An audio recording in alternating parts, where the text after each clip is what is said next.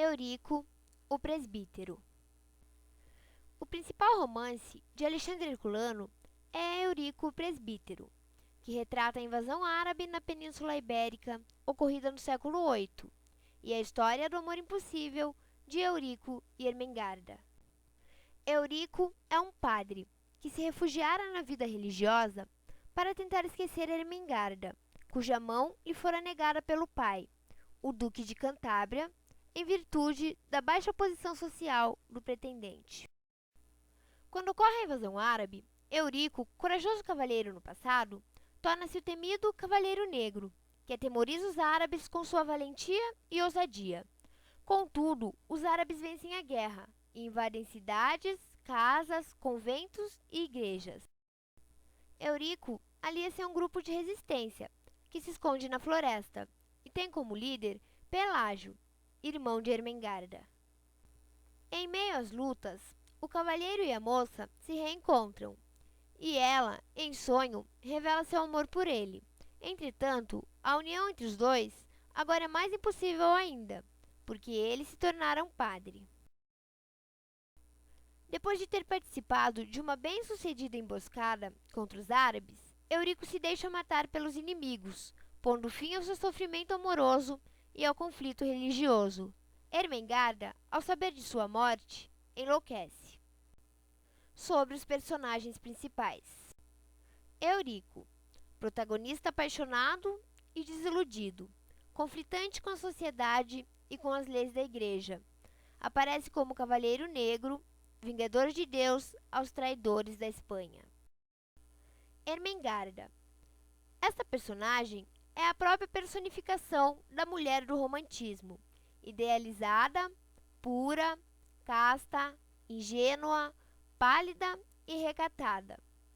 Totalmente submissa, a donzela frágil e indefesa não tem forças para lutar contra o seu pai pelo seu amor. Sobre o autor: Alexandre Herculano de Carvalho e Araújo. Nasceu em 28 de março de 1810 e morreu em 13 de setembro de 1877. Foi um escritor, historiador, jornalista e poeta português da era do romantismo.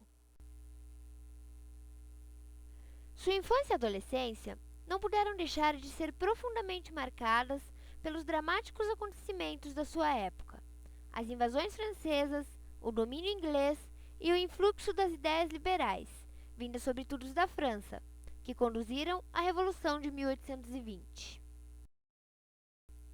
Com o governo de Miguel I de Portugal, exilou-se na França, onde escreveu os seus melhores poemas. Voltou a Portugal em 1832, continuou a fazer poesia. Herculano foi o responsável pela introdução e pelo desenvolvimento da narrativa histórica em Portugal. Juntamente com Almeida Garrett, é considerado o introdutor do romantismo em Portugal, desenvolvendo os temas da incompatibilidade do homem com o meio social. Alexandre Herculano, Em Busca das Origens. Embora também tenha cultivado a poesia, foi na prosa de ficção que Alexandre Herculano deixou sua maior contribuição.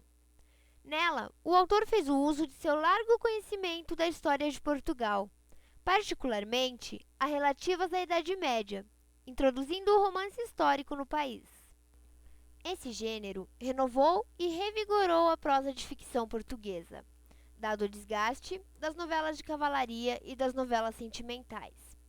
Herculano é autor dos romances O Bobo, situado no século VIII, Eurico o Presbítero, situado no século VIII, e O Monge de Cister, situado no século XVI. Como contista, publicou lendas e narrativas também de ambientação medieval.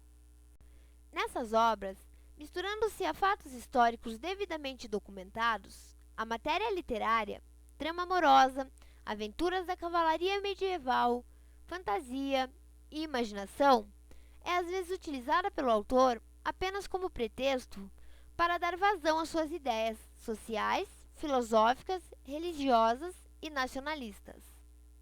Alexandre Herculano ainda deixou contribuições à cultura no campo do ensaio, do jornalismo e da historiografia. Como historiador, publicou Histórias de Portugal e Estabelecimento da Inquisição em Portugal. Sobre o romantismo. Vivemos numa sociedade burguesa moderna, ou segundo alguns, pós-moderna. Vemos e sentimos o mundo influenciado pelas transformações ocorridas no século XX.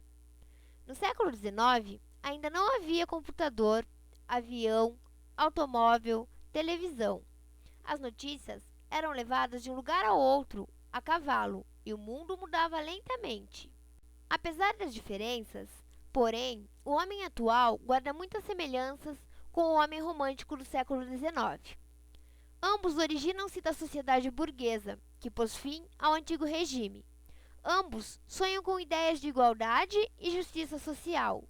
Ambos apresentam traços individualistas ou narcisistas. Ainda hoje, muito da cultura romântica que marcou o início do século XIX está presente nas músicas de rádio, nas novelas de TV e nos comportamentos sociais.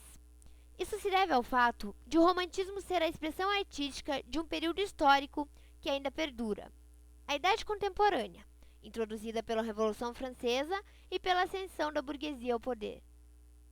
Do ponto de vista da evolução dos movimentos literários, desde o século XVIII já se notava na produção arcade a veiculação de ideias e valores que punham em xeque a estrutura de privilégios do antigo regime. O arcadismo, porém, apesar de ser uma arte ideologicamente revolucionária, era do ponto de vista estético conservador, pois fundamentalmente se limitava a eliminar os exageros do barroco e a retomar os modelos do classicismo do século XVI. Caberia, portanto, ao romantismo a tarefa de criar uma linguagem nova, identificada com os padrões mais simples da vida da classe média e da burguesia.